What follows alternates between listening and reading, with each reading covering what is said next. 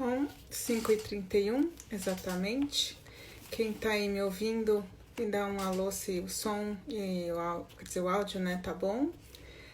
Por enquanto acho que tem bastante pouca gente, mas vamos começar, porque afinal a live tem 1 hora e quando termina o Instagram derruba. Bom, o tema que eu escolhi para falar hoje foi sobre o feminismo. O título que eu coloquei na live foi Feminismo, um Olhar. Então, como uma introdução, tenho aqui várias colinhas, mas uma introdução aqui que eu queria colocar é que quando começou essa minha busca, né, pelos conceitos, por entender o que é o feminismo, por entender a mim mesma enquanto mulher dentro desse movimento. Foi em meados de 2016, quando eu comecei um curso de mentorado. Eu era mentoranda e a minha mentora, que mora nos Estados Unidos, a gente estava falando sobre liderança, existia um processo de seleção do futuro líder da área, e eu falando para ela que eu não me sentia preparada ou não estava no meu momento. E então ela me sugeriu a leitura de um livro que se chama Confidence Code. Na época, não sei se ainda hoje, só tinha em inglês e eu acabei baixando no Kindle. E esse livro foi para mim como uma abertura de portas, porque ele fala sobre a falta de autoconfiança que as mulheres têm em si mesmas e como isso acaba acarretando uma série de consequências na vida delas. E eu nunca tinha parado para pensar sobre esse aspecto, então o livro para mim abriu essa porta, mas também me abriu para pensar sobre a falta de confiança, a falta de liberdade, o fato de a gente não fala assim, só abra a boca se eu tiver certeza, mas quando você está numa reunião, os homens falam, você não, por quê? E tudo isso começou a fazer com que eu fosse buscando outras formas de estudo, um estudo que eu acho que tem que ser contínuo, é um ponto de partida todos os dias, porque você não termina. E para mim é um tema muito importante, porque eu acho que ele pauta as nossas necessidades, eu acho que é um tema que pauta a nossa vida, que pauta a nossa necessidade de liberdade de expressão, de os direitos das mulheres, a necessidade da gente se entender para poder explicar para alguém sobre o movimento. Então, nessa introdução, eu coloco aqui como eu comecei e por que é um olhar, né? O feminismo aqui é um olhar porque é com base na minha experiência e com base nas minhas leituras, né? Então, vou dizer que a partir de 2016 eu comecei a entrar mais a fundo nesses temas e ler mais. Então, como sempre, os temas das minhas lives são baseados na escrita, na leitura, na busca da melhora do intelecto. Então, eu acho que a melhor forma de você entender o feminismo é lendo, estudando e bebendo ou direto das fontes ou lendo autoras que se referem ou que fizeram estudos. Numa pesquisa que eu fiz recente, você descobre que são verdadeiras teses, né, que são feitas sobre o feminismo. Não é um tema rápido e nem fácil, ele é inclusive tema de doutorado, mestrado de muitas mulheres. Então esse é o olhar, é exatamente assim, é o meu olhar, não é o olhar certo, não é errado, é uma forma de começar, para quem também, de repente, como eu em 2016, achava que sabia das coisas, mas no fim a gente nunca sabe tudo. E aqui eu vou abrir com vocês com os temas que eu vou explorar. Então eu vou falar rapidamente sobre o conceito de feminismo, sobre o patriarcado, o movimento feminista no Brasil e o direito das mulheres, a violência e o feminicídio, a sororidade e comportamentos machistas, mitos e preconceitos, e vou finalizar falando de autoras feministas. E por favor, fique à vontade para comentar, fazer perguntas, espero que dê tempo da gente interagir aqui, essa é a ideia. Eu acabei de ver que deu uma pausa no meu vídeo pela internet, é a concorrência das lives, mas eu vou seguindo, espero que a gente consiga ter uma boa qualidade aqui. Então, na verdade, qual que é o conceito, né, de feminismo? Nada mais é do que a busca pelos direitos iguais entre gêneros. O feminismo, ao contrário do que as pessoas podem pensar, ele não é o contrário de machismo, tá? Então, o feminismo é uma luta por direitos iguais entre gêneros. E não é para dizer que mulheres e homens são iguais, porque eles não são, nem biológica, nem física, nem intelectualmente, enfim. Intelectualmente que eu digo formas de pensar, mas não é esse o ponto. O ponto do feminismo é dizer que as pessoas, independente do gênero, têm direitos iguais, tá? Então, o machismo, por outro lado, nada mais é do que a preponderância do macho sobre a fêmea, do masculino sobre o feminino, a dominação, em que o masculino é o forte e o feminino é o fraco, tá? Aí a gente tem o desdobramento do machismo na nossa sociedade, em que você acaba tendo a mulher como nada ou como fraca e o homem como o forte. E isso nada mais é do que uma consequência do patriarcado, certo? Por quê? O que é o patriarcado, afinal de contas? O patriarcado, ele é a dominação do homem branco heterossexual sobre todos, né? Então, é a dominação do homem como provedor, como dono da verdade, como dono da economia, como dono do poder. E sobre quem? Sobre homens negros, sobre mulheres brancas, negras e outras raças e outros até fenótipos. Mas principalmente o sistema patriarcal não é que ele seja melhor, ele domina, ele é opressor. Então é daí que a gente tem o machismo. O machismo é decorrente do patriarcado. Como se origina o patriarcado? Origina na educação, né? Porque você já começa na educação, na infância, estereotipando meninos e meninas desde cedo. É o tal do rosa e azul. Isso é um modelo, um exemplo bem básico, mas é isso. Você já põe gênero nas cores, nos esportes, na forma de comportamento. E o próprio machismo ou patriarcado, ele não é bom nem para os homens. Porque o homem, ele acaba tendo que ter um comportamento que não é um comportamento bom, natural para ele. Essa figura do homem dominador, como se isso fosse algo viril e positivo, hoje em dia não faz bem para ninguém, muito menos para o homem.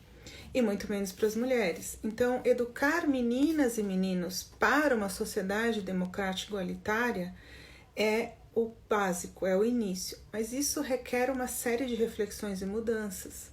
Então, como você vai fazer isso se os próprios professores não têm essa formação? Não todos, estou dizendo a grande maioria. Então, aqui quando eu falo, eu estou falando exatamente dessa maioria. Quantos professores machistas não existem, né? Porque você pega até educadores físicos, por exemplo, falando da época que eu fazia, quando eu era pequena, em que você não tinha esportes para menina, esportes para menino. Hoje isso é relativizado, porém ainda é muito presente na nossa cultura. Então é uma questão cultural, mas principalmente educacional. Você começando a educar crianças para não terem esse comportamento, a coisa vai melhorar desde o início, certo? Então, o patriarcado é realmente o início disso tudo e o porquê que existem as opressões.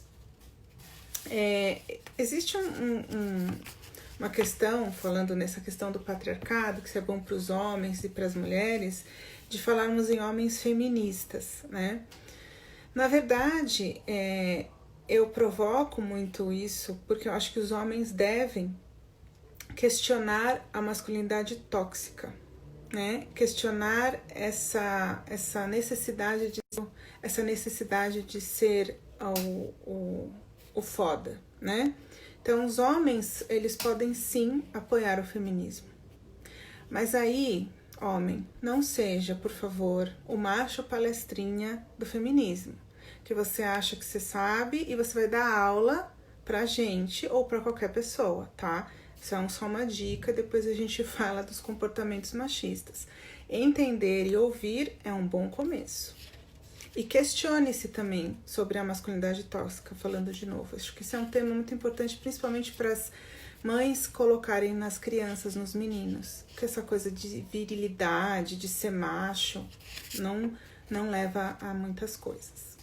Mas enfim, aqui são alguns conceitos que eu acho importante colocar, mas eu queria falar sobre o movimento feminista no Brasil, porque eu acho que nem todo mundo, ou quem sabe uma parte, e eu acho que é importante a gente falar. Eu não vou falar movimento feminista no mundo, porque ele se iniciou em épocas diferentes. Nos Estados Unidos tem uma forma, na Europa tem outra, então vamos focar aqui no Brasil. É tardio? É, mas vamos lá. Então, o movimento feminista no Brasil ele tem 3 ondas, tá? Então, a primeira onda, ela veio no final do século XIX. E com ela, diretamente estava ligado o direito ao voto, que é o sufragismo. Então, eu digo que não existe uma forma mais básica de você exercer o poder, senão o seu poder de votar ou de escolher através do voto, né? Então, essa primeira onda, ela foi bem básica no direito ao voto e nos direitos trabalhistas. E isso foi lá pelo final do século XIX. A segunda onda veio nos anos 1960 a 1990, em que aqui questionavam-se a liberdade sexual, a liberdade e igualdade de direitos, o papel social da maternidade.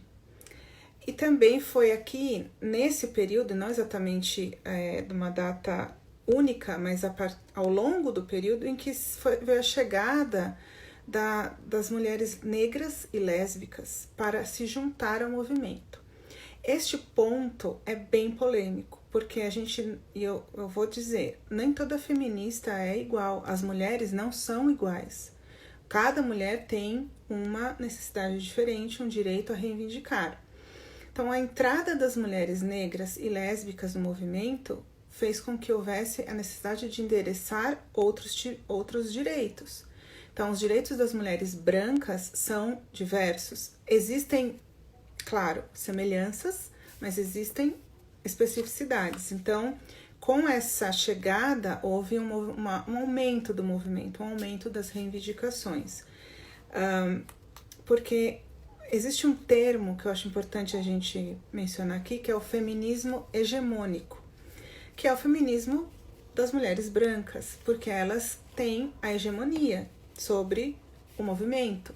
Claro que isso hoje está sendo questionado e mudado e dando-se voz a outras mulheres. Mas no início, vamos pensar no início do movimento, com o voto e tudo mais, houve várias negociações das mulheres brancas e várias. Não necessariamente a reivindicação da mulher branca, rica talvez, classe média, fosse a mesma de uma mulher mais pobre referente ao aborto, né? Então, esses pontos foram um pouco suprimidos na época. Hoje a gente tem que abrir essa discussão muito mais, porque existia a igreja, existia uma série de censuras e as mulheres fizeram concessões. Isso eu estou falando historicamente, né? Então, nem tudo são flores. Então, essa foi a segunda onda, que houve então uma abertura, e principalmente o que eu acho importante é da liberdade sexual, né? Então, até então não se falava sobre isso. Liberdade sexual que a mulher tem nenhuma. Agora, né, em 1960 a 90, isso foi um ponto.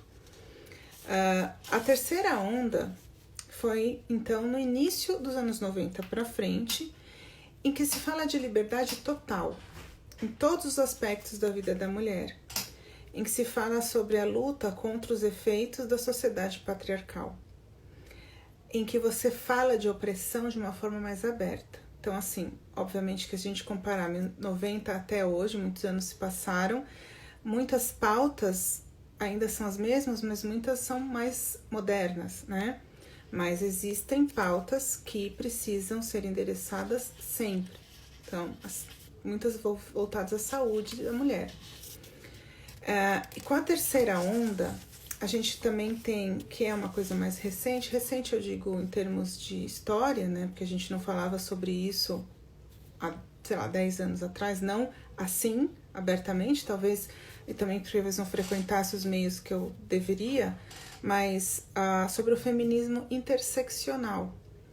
O feminismo interseccional nada mais é do que, falando de uma forma bem simplista, é uma forma de agregar todas as mulheres com suas reivindicações.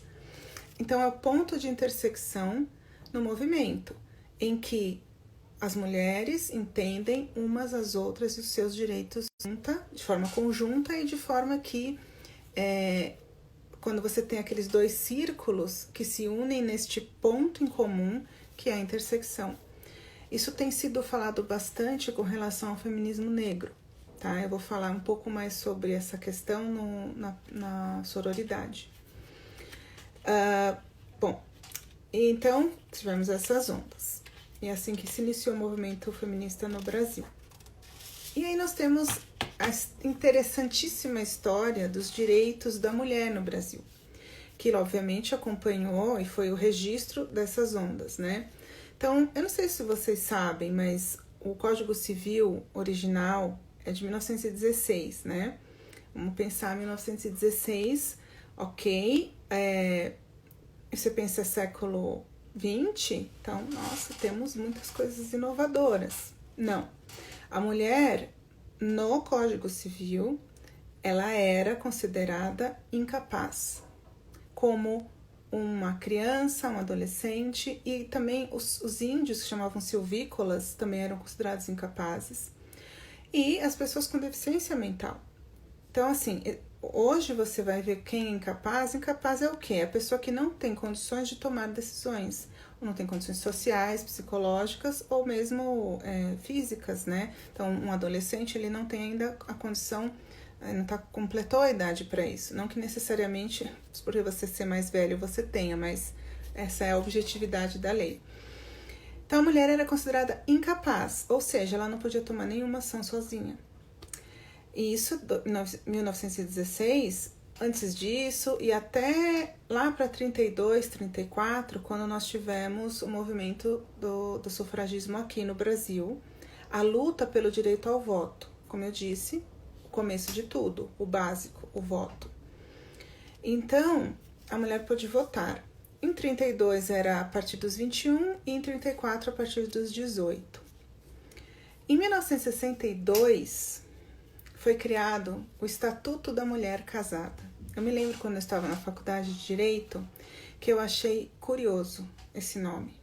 Eu tinha 23 anos, 22, e fui conversar com a minha mãe, falando: mãe, existiu esse estatuto? Ela sim, e foi ótimo, porque ele nos deu muitas coisas. Só que era um estatuto da mulher casada, não da mulher solteira, mulher divorciada, mulher casada. Mas ele abrangeu muitos direitos e libertou muitas mulheres casadas de algumas prisões. Ele foi um marco. Apesar de você poder pensar, nossa, mas que absurdo, o Estatuto da Mulher Casada, foi um marco, porque a mulher casada passou a ser civilmente capaz e ela teve o direito, a partir de 62, de usar o seu próprio nome depois de casar. Antes ela era obrigada a mudar, a crescer o nome do esposo, né? Isso passou a ser uma faculdade e que não foi exercida por muitos anos. E também vamos falar disso, não é uma obrigação, enfim. Mas isso é uma herança do patriarcado pura. E muitas pessoas, às vezes, mudam o nome para agradar a família do esposo, porque é uma tradição patriarcal. Então, a mulher passou a ter o direito ao pátrio poder. O que é isso? A guarda dos filhos. Ela não tinha, zero. Ela era considerada, ela é presumida incapaz, culpada de tudo. E o livre exercício à profissão, a mulher casada, né? Então, assim, a partir de 62, existiu uma mulher casada com direitos. Em 1977, foi criada a lei do divórcio. Então, 77. Aí a mulher podia se divorciar. A mulher podia se divorciar e ela podia manter ou não o sobrenome do esposo. Porque se ela era obrigada a ter quando casada, até então ela tinha que tirar. E muitas vezes esse nome dava a ela status. Era assim. E ela podia manter. Temos casos aí famosos de pessoas que mantiveram por conta da lei do divórcio. 77, gente. 77. Um ano depois de eu nascer. Então, a gente pode dizer que 67, 10 anos antes da lei do divórcio, a Constituição estabeleceu uma igualdade jurídica entre homens e mulheres. E, finalmente, a Constituição de 88, a tão famosa, estabeleceu que todos são iguais, uma igualdade total. Ela estabeleceu, se isso é praticado ou não é uma outra história. E, finalmente, em 2006 nós tivemos a Lei Maria da Penha. Eu vou falar sobre a Lei da Maria da Penha logo em seguida, mas eu queria fazer uma provocação para vocês sobre o nome, né? Quantas de vocês adotaram o nome do seu marido? Deu uma pausa aqui. Quantas de vocês adotaram o nome do seu marido? Porque sim, que eu quero e acabou. E quantas de vocês cederam porque a família dele pediu? Quantas de vocês não sabiam nem que você podia escolher? E eu não estou dizendo que você tem ou não tem que fazer. Eu apenas pergunto para você saber o porquê. O que te levou a adotar? Eu gosto do sobrenome do meu marido e nós dois juntos pensamos, refletimos e eu gosto. Me deixa, eu sou livre para fazer o que eu quero. Ok, mas é bom refletir. Qual é o grau de herança do patriarcado que você carrega de não falar não para o seu marido, para a sua sogra que pediu muito para você manter o nome? O que vai ser do nome do meu filho? Existe muito isso, gente, muito. E as sogras, né, as mães dos nossos esposos, minha sogra que me perdoe, mas eles carregam o machismo, sim.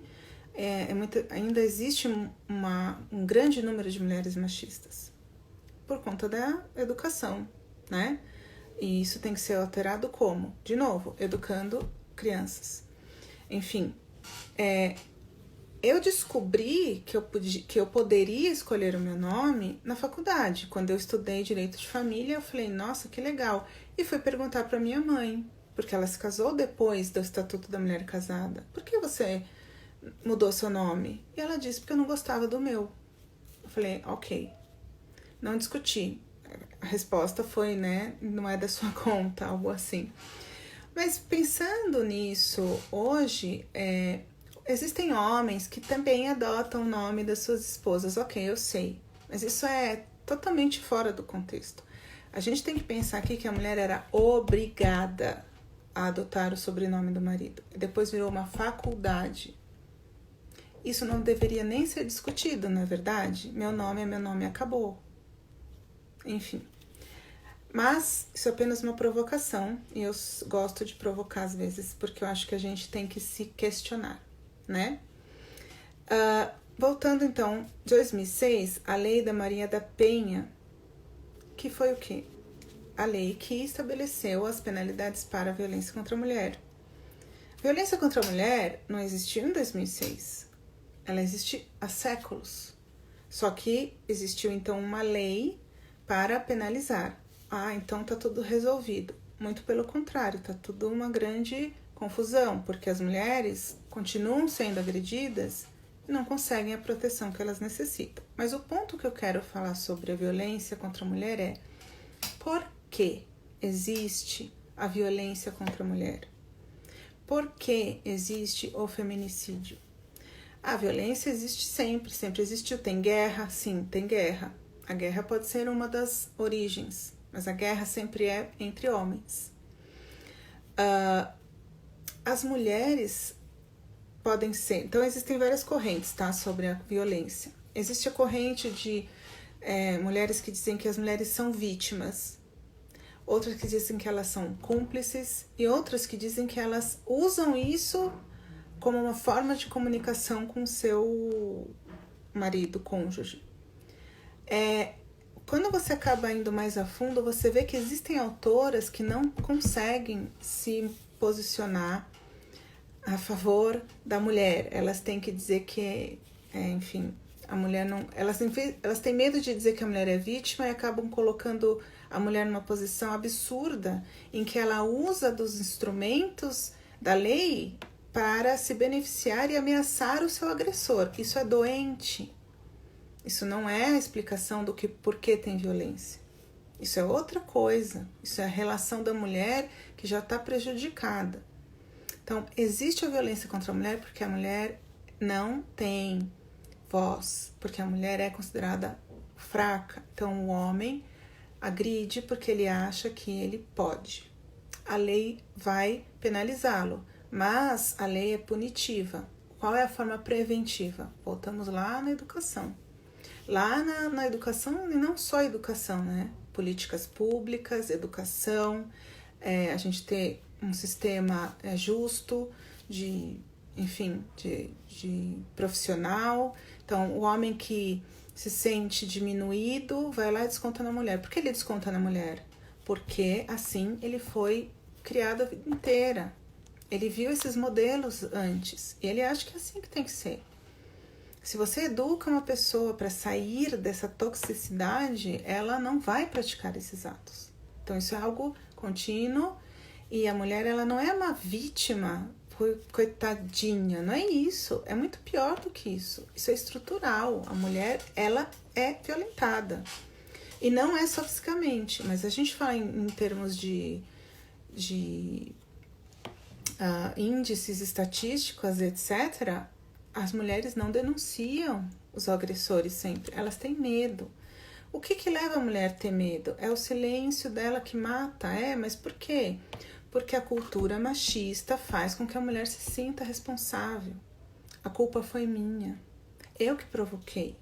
Aí o cara vai lá pedir desculpa e outra, ela tem medo de sair de casa e não conseguir sustentar os filhos. É assim, gente, não é... O depois da violência são várias questões que têm que ser discutidas, mas o principal é a mulher é sim violentada por ser mulher. E aí a gente vai para o feminicídio. O que é o feminicídio? O feminicídio é o crime de gênero, né? Então, o feminicídio, ele existe porque ele é um crime de ódio. Então, é assassinato de mulheres em razão do gênero. Sim, que você não concorda, então você vai lá e me mostra cientificamente por que não é. Porque existe, tanto que nós temos a lei do feminicídio estabelecida em 2015, que é em que um crime ele é punido de uma forma mais grave. Por que existe o crime do gênero? Simples. Assim como o homem acha que ele tem o direito de agredir, ele acha que tem o direito de matar. Por quê? Porque ele ficou com ciúmes, porque é mulher, porque é mulher, porque é mulher. Um desconhecido pode matar uma mulher? Pode, estupra e mata, porque é mulher. É o crime seguido da morte. Os dois crimes são contra o sexo feminino.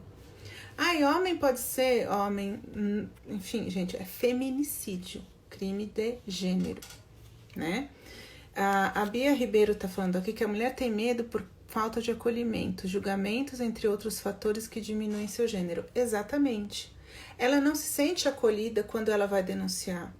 Por mais políticas que gostaríamos que existissem, políticas públicas, a mulher é agredida, ela é questionada, mas você provocou, e outra, ela não tem acolhimento. Então, assim, é um ciclo vicioso. Eu ia falar também, na questão da violência da mulher, sobre o papel da família. Muitas vezes a própria família faz com que a mulher não consiga se defender, né? Infelizmente. Então, o feminicídio existe sim, e é um crime de gênero, em razão do gênero, e nós temos a lei, né, 2015, gente, 2015. Ah, mas então, e genocídio e feminicídio, sim, são crimes específicos, são crimes de ódio, tá? Mas aqui é o feminicídio que eu queria falar, e o feminicídio é muito maior contra mulheres negras. Então, você vê que é em gênero e raça. Então, tem muitas coisas aí que precisam ser analisadas e questionadas na nossa sociedade. Bom, eu falei aqui esses temas. Eu só vou dar uma olhadinha, ó. Por exemplo, a Sandra tá perguntando se a mulher carrega uma culpa cultural. Todo mundo diz, Sandrinha, que a mulher, ela carrega todas as culpas do mundo, né? Isso é uma coisa que nós temos que combater. Porque a gente não tem que carregar culpa nenhuma. Acho que a única culpa que a gente deveria carregar é se a gente realmente fizer mal a alguém, como qualquer ser humano. Mas aí o Cortella, cortando um pouco, fala sobre culpa, sobre perdão. Mas eu acho que nós, mulheres, temos que nos livrar desses estereótipos de culpa, de sofrimento. Já diziam poetas machistas que a mulher carrega em si a tristeza de sempre ter que perdoar. Gente, isso é o estabelecimento total de que a mulher pode ser violentada e ela perdoa. Não, ela denuncia. Só que aí o governo, o poder, a polícia tem que punir. Então acho que houve uma pergunta aqui que eu vi se a Julinha perguntou até que ponto de fato a lei pune. A lei pune, mas ela tem que ser executada por homens e mulheres, por um governo que tem que ser eficaz, né? E a Júlia Paz está falando que as heranças do patriarcado são tantas e às vezes discretas, e a gente precisa se atentar em todos os momentos. É verdade.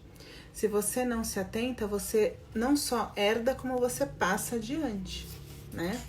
Então, eu sei que não são temas fáceis, né? Porque nem essa é a intenção de ser fácil, mas é pra gente refletir, né? Por que a mulher é violentada?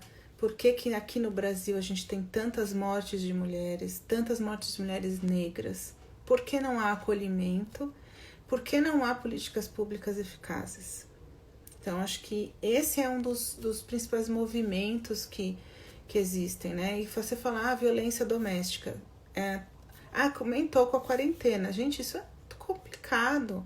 Porque aumenta, por quê? Porque as pessoas estão mais vulneráveis, as mulheres estão mais vulneráveis. Quem vai atender ela no meio da quarentena se ela for violentada? Então, isso se aproveita da fragilidade. E, mas tendo relacionamentos doentios, a mulher apanha, mas ela bate. Ok, acho que a gente não precisa destituir uma coisa que existe de verdade, que é dolorosa, colocando argumentos que invalidam, né? Então, o mais importante que eu quero colocar aqui existe a violência, sim, contra a mulher, existe a violência pior ainda contra a mulher negra, existe feminicídio, sim. E o que pode ser feito para que isso seja efetivamente punido ou prevenido, né? Bom, aí a gente chegou aqui na metade. Eu queria falar sobre comportamentos machistas. Existem alguns conceitos que eu acho bem interessantes que eu queria dividir com vocês. Então, existe um que se chama mansplaining. Não sei se todo mundo já ouviu falar, né? Que é o man explaining, homem explicando. É o famoso macho palestrinha, né? Então, o exemplo mais interessante e é o original é da Rebecca Solnit, que é uma estudante, ela é feminista, historiadora, blá blá blá, power, que foi dar uma palestra sobre o livro dela. E um dos homens que estava na audiência começou a explicar para ela sobre o que era o livro dela. E aí ela tem um livro que se chama Men Explain Things to Me. E aí é de onde começou. Ela não criou o termo, ela mostrou a situação e aí criaram esse termo atribuindo a ela, né? Então, é aquela velha situação em que você vai ter um homem te explicando como é estar menstruada. E você faz assim, né? Sério? Como que é? Me diz. Porque ele vai falar pra você assim... Ai, mas cólica não é assim tão ruim. Ai, porque a gravidez, porque... Então, né? Mansplaining não precisa, moço. Eu sei como que são as coisas. E outra, falando de coisas de mulher, mas também quando ele está diminuindo você profissionalmente, a sua arte. Então você é médica e vem o macho palestrinha te explicar o que é ser médico. E por que ele não vai fazer isso lá com outro médico, né? É porque você é mulher. Então, assim, o mansplaining, ele tem uma série de desdobramentos. Pensem aí que vocês vão saber. E aí a gente tem o man-interrupting, que é o famoso, sabe assim, você tá falando, o cara põe a mão na sua cara. Aí você fala, mas eu não terminei de falar. E aí você é louca do... Ai, você só grita. Então, man-interrupting é porque você é mulher, cala a boca. Você não tem direito de falar. Ou, como a Julinha falou aqui, tem umas viradas de olho. Você tá falando, o cara faz assim. Olha pro outro, faz... Olha lá vem a louca, lá vem a feminista. Então, man-interrupting é aquela... Você assistiu o Sex and the City, que é o filme, não o seriado, tem uma parte que a Miranda fala que o cara faz assim toda hora nela.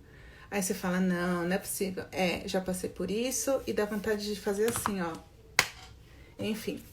Vamos lá para outro tema, que é o gaslighting. Eu não sei se todo mundo já ouviu falar do gaslighting. Ele é o dia a dia de muitas mulheres. E ele é muito triste, porque o que ele é? Ele é uma forma psicológica de abuso repetitiva, bem sutil, em que o homem diminui a mulher e faz com que ela não acredite nela mesma. É terrível.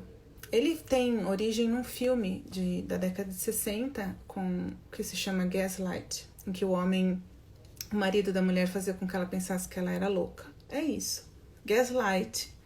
Gaslighting é quando o cara fala que você é louca. Você não sabe nada do que está falando e você está viajando e você começa a duvidar de si mesma e você vai ficando muito perturbada.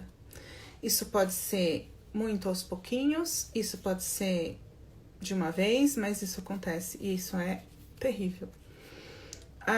Outro comportamento muito comum, machista, é ficar falando que a mulher está de TPM.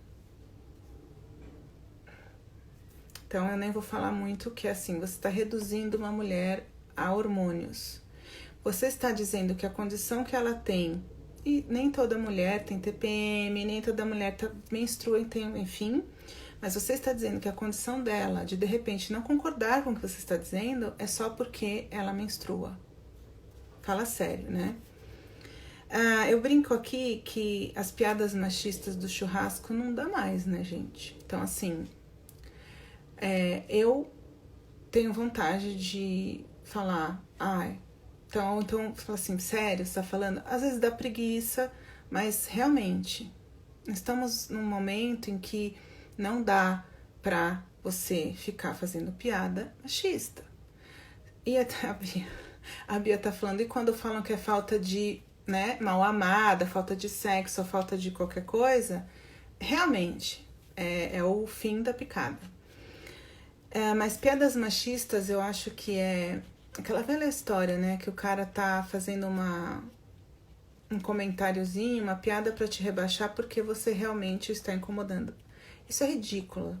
Mas as piadas machistas, pra mim, o que é pior na piada machista é que ela é encorajada.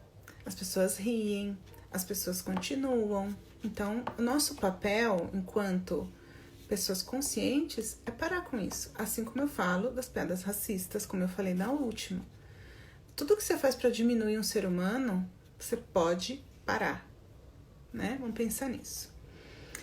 Eu falo também da maternidade, isso não é brincadeira. Quando os homens, principalmente homens líderes, né, de corporações, homens de RH, mulheres também, por conta da nossa cultura machista, mas começa a perguntar sobre maternidade. Então você vai fazer uma entrevista de emprego e a cara pergunta se você tem filho, se você tem tempo, se você vai ter filhos, se você está em idade reprodutiva, se você usa DIU, sei lá o quê.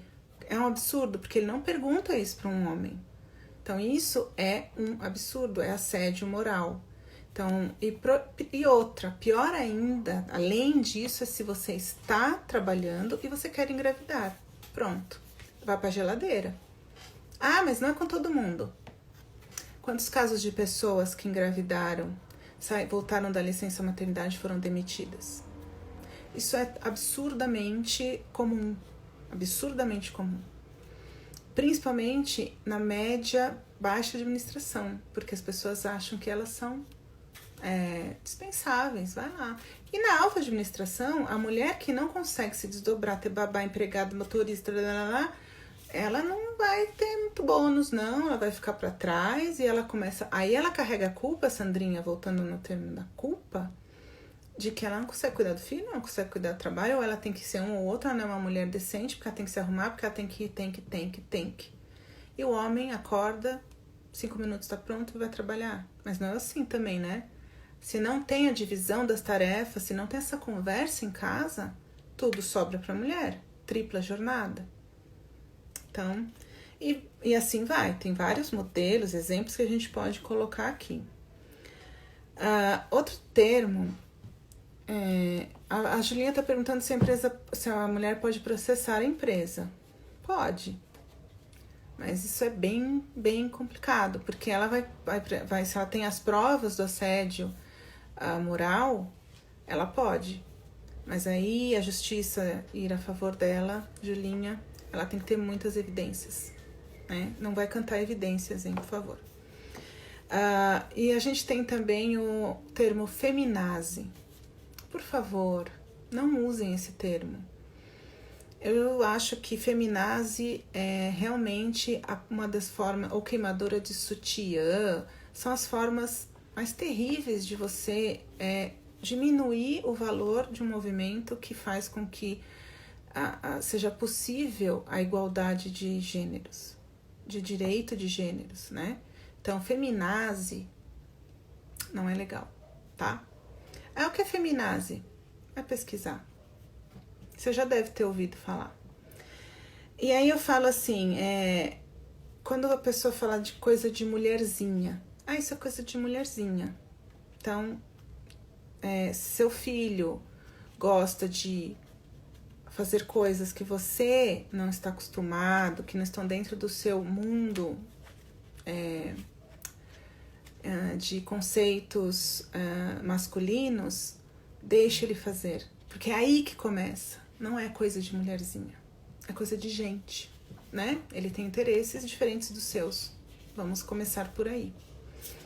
Bom, eu tô me aproximando dos últimos 15 minutos e eu queria falar sobre sororidade. Sororidade. Pesquisando a origem dessa palavra, a sororidade ela é como se fosse a fraternidade, né? Só que é entre mulheres. Mas eu gostei de uma descrição que fala que é reconhecer em outra mulher as dores e barreiras que todas enfrentamos. E aí, eu queria falar uma coisa para vocês. Não adianta a gente falar que somos todas iguais. Nós não somos. Então, vamos lá. Nós não conseguimos entender a realidade de todas e por esse motivo nós temos que escutar e apoiar. Um dos grandes erros é afirmar que o movimento feminista é único e une todas as mulheres indiscriminadamente. As lutas podem ter muito em comum. Um ponto de intersecção, sem dúvida, mas existem diferentes reivindicações de mulheres negras em comparações a mulheres brancas, assim como indígenas, assim como asiáticas, assim como LGBTs e assim por diante. O mais importante que eu acho é sermos interseccionais e aprendermos umas com as outras, sempre dando espaço para o diálogo. Então, um exemplo disso é aquela mulher branca famosa que cede o seu espaço em sua página na mídia social. A gente vê um exemplo agora que o Paulo Gustavo deu, mas eu tô falando aqui que existem outros exemplos. Uma mulher branca cede até o seu espaço no palco ou de fala, para que uma mulher, por exemplo, negra ou indígena, possa falar sobre a sua realidade. Então, o que ela está fazendo? Ela está cedendo um espaço muito maior, né? Porque ela é mulher branca. E isso, sim, é um exemplo de sororidade. Porque eu vou perceber a dor do outro e vou fazer algo a respeito, né? Então, assim, existem exemplos pequenos que eu acho importantes. Você vê uma mulher sendo vítima de um comportamento machista, você vai lá e intercede. Pronto, você é louca, mas você tá sendo legal com ela. Eu escrevi um texto recentemente que fala: seja legal com a moça ao lado, né? Seja ela quem for. Então, a sororidade nada mais é do que uma empatia, mas é muito mais profundo do que isso. Tanto que a gente tem eu perguntei nos comentários antes que eu fazer a live se você pratica sororidade. E alguns homens falaram: eu procuro fazer isso, mas eu não acho que é meu lugar. Realmente, a sororidade é entre mulheres, mas o homem pode ter empatia, ele pode se identificar com o feminismo e ele pode apoiar o feminismo. Porque a campanha He for She, por exemplo, foi criada pela Emma Watson e ela disse: quero que os homens se comprometam para que, assim, suas filhas, irmãs, mães se libertem do preconceito e também para que seus filhos sintam que têm permissão para serem vulneráveis, humanos e uma versão mais honesta e completa deles mesmos. Então, assim, a sororidade entre mulheres, mas existe o quê? A humanidade, e existe o homem apoiando um movimento que o favorece também, porque a igualdade de direitos entre gêneros, ela favorece a todos, né? Então, se você pensar no homem como um sujeito político do feminismo, isso é possível, porque é um legislador, é um professor, é um juiz, né? Então, essas pessoas que podem realmente apoiar o movimento, sim. Por isso que eu digo, um dos maiores mitos é dizer que o feminista odeia homem. Não. A feminista, ou o movimento feminista, é contra a opressão, né? Se o homem oprime, ele é o sujeito da opressão, mas a mulher feminista não odeia o homem, tá? O homem representa muitas coisas que o movimento feminista quer abolir, mas não é uma questão de homem e mulher especificamente. Mesmo porque existem muitos estudos que dizem que você torna-se mulher e a mulher é uma construção social. Se o homem também pode participar disso, né? E por fim, os mitos, preconceitos sobre os quais eu falei aqui, esse primeiro, feminista que odeia homem. Feminismo é o oposto de machismo, eu falei isso no começo, não é. Feminismo é uma coisa, machismo é outra. Machismo é um comportamento do patriarcado e o feminismo é um movimento de luta pela igualdade do direito dos gêneros. Todas as feministas são iguais, acabei de falar aqui que não são. Feministas não podem se casar, já ouvi falar isso aí. Ou a mulher que é feminista e fala: mas peraí, eu sou casada, viu? Gente, ser feminista é defender a igualdade de direitos entre gêneros. Exatamente aqui como a Cristina Gomila falou. Feminismo é só mais uma palavra para igualmente. Só que ela é uma igualdade de direitos, de gêneros, tá? E feministas não podem se casar. Podem, ou não. O casamento é só uma instituição, né? Você pode se apaixonar, não apaixonar. Isso não define você como feminista ou não. Só, né? Escolhe bem aí. E as mulheres, as feministas são raivosas. Quem nunca ouviu isso? Você é raivosa, você é louca, não dá pra falar com você. Mulheres têm que se masculinizar para chegar ao poder. Isso é bem... isso é de 1970, 80, que a mulher ia lá, usava mocassim para poder subir no poder. Lembra que eu falei da maternidade? Quantas mulheres na alta direção você vê que realmente conseguem ser mulheres? Muitas vezes elas têm que reproduzir comportamentos masculinizados. E isso é ruim, péssimo para ela e para os homens que estão perto dela. Mas isso está sendo melhorado, mas existe. A Andrea está falando que ainda tem muito para orientar. Eu falo, o feminismo é um movimento contínuo.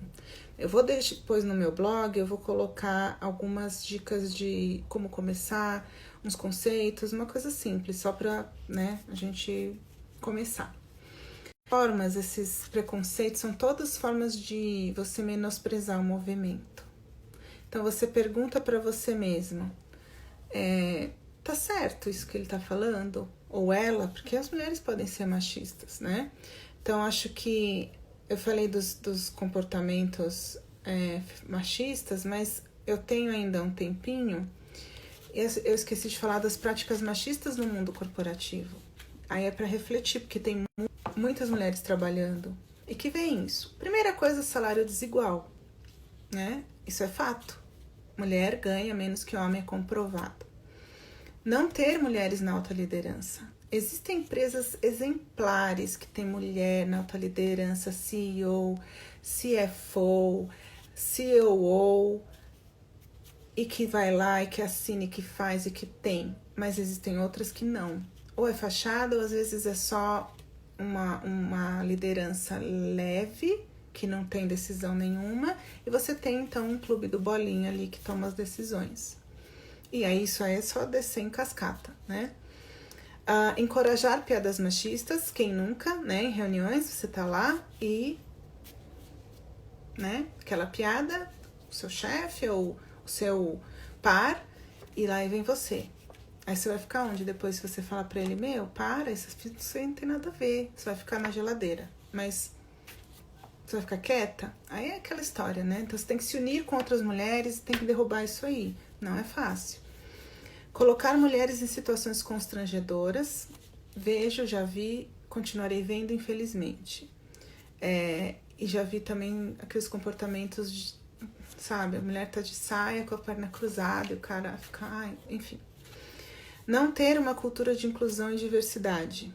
Então esse é o ponto. Se você não tem mulheres na alta liderança, se você não tem negros na sua empresa, se você não tem LGBT, mas não porque você tem um e fica ali fazendo propaganda no LinkedIn. Não é isso. É efetivamente incorporar isso na empresa. Você vai entrar numa empresa dessas, você vai perceber a diferença. Não é ainda muito a regra, mas é uma luta que existe, né? E eu falo, quando alguém fizer uma piada machista, um comentário machista, e você ficar, e agora? Você pode falar assim, por que você tá falando isso? Não entendi, você pode me explicar? Você vai ver que o resultado é bem interessante. E para finalizar, eu queria dar umas sugestões aqui de autoras, né? Então eu falei da Rebecca Solnit, ela é uma autora, uma historiadora e ativista do feminismo, é uma obra um pouco, não profunda, mas ela não é tão fluida e tal, mas é uma obra necessária, tá? Eu chamo A Mãe de Todas as Perguntas, e aí tem Os Homens Explicam Tudo Pra Mim, mas A Mãe de Todas as Perguntas é onde ela coloca a questão do feminismo e do protagonismo da mulher, dos silêncios, ela coloca tudo isso numa perspectiva muito interessante. Eliana, mas eu quero começar por uma coisa mais que eu consigo entender. Então, temos a Ruth Manos, que eu acho que é uma boa forma de começar. As mulheres não são chatas, as mulheres estão exaustas, e a capa é uma mulher com o olho assim, ó, né, de saco cheio, e ela coloca vários pontos que eu acho muito legal. E ela também se põe as referências bibliográficas que ela usa, então também pode beber direto dessas fontes. Temos a Chimamanda Ngozi Adichie com o Sejamos Todas Feministas. É um livro bem curto, que eu acho que é na verdade uma transcrição de uma fala dela no TED, que depois acho que ela complementou, e é bem assim, o básico, então você pode começar por aí. Eu tenho uma coletânea da revista Stylist que chama Life Lessons from Remarkable Women, em que são 1 ou 2 páginas em que mulheres fazem seus depoimentos sobre as suas experiências. E aí nós temos as obras Supermaster, obrigatórias, que eu ainda não li todas, acho que ainda vou ler muito. A primeira de todas é O Segundo Sexo, da Simone de Beauvoir, que é considerada como a Bíblia feminista. E temos também Um Teto Todo Seu, Virginia Woolf. Tem livros da Bell Hooks, que é O Feminismo é para Todo Mundo. Eu tô lendo aqui na minha colinha, tá? E tem outros que são recomendados. E temos também as autoras contemporâneas, né, como a Djamila Ribeiro, que fala do feminismo negro. E temos também esqueci o nome dela, me fugiu. Mas são todas contemporâneas também, vou colocar um dos nomes aqui. A gente tem autoras que a Angela Davis é que é tão contemporânea, porque ela já escreve sobre isso há muito tempo, mas o tema é sempre atual e ela é uma ativista super respeitada. Ativista tanto feminista como do movimento negro, né? Antirracista. Eu fui atrás de vários nomes, tá? Então eu cheguei, por exemplo, no nome da Cecília Meirelles. É uma poeta. Ela não gostava que chamasse de poetisa. E sobre o que ela escreve? Sobre a vida, mas ali sempre tem elementos da vida dela, mas principalmente. Por que eu falo da Cecília Meirelles? Porque ela foi uma poeta no meio de homens e ela venceu prêmios e ela foi reconhecida. Ela resistiu. Então, essa coisa de profissão de homem, do mundo dos homens, tudo isso a gente tem que resistir, não é? E acho que ter homens assistindo aqui a essa live para mim é muito importante. Faz o seguinte, faz uma lista de 5 homens do seu círculo que apoiam o feminismo. E se o seu companheiro, você for hétero e o seu companheiro, e casada ou juntada, enfim, seu companheiro não estiver na lista, inclua ele, ou seja, converse com ele. E é isso, gente. Então, eu falei tudo que eu tinha para falar. Estamos acabando aqui, faltam 2 minutinhos. E eu só voltando a falar do companheiro, né? O meu marido tá na minha lista de homens que apoiam o feminismo, junto com o Barack Obama ali. Mas é porque nós conversamos muito sobre isso. Não se cale, tá? E eu acho que o mais importante que eu queria falar antes que eles me derrubem é que ser feminista é uma forma de você se libertar, tá bom? E qualquer dúvida, podem me mandar mensagens. Eu tô aprendendo junto com vocês. Hoje eu usei umas colinhas aqui para não me perder. É um tema muito complexo e cheio de nuances.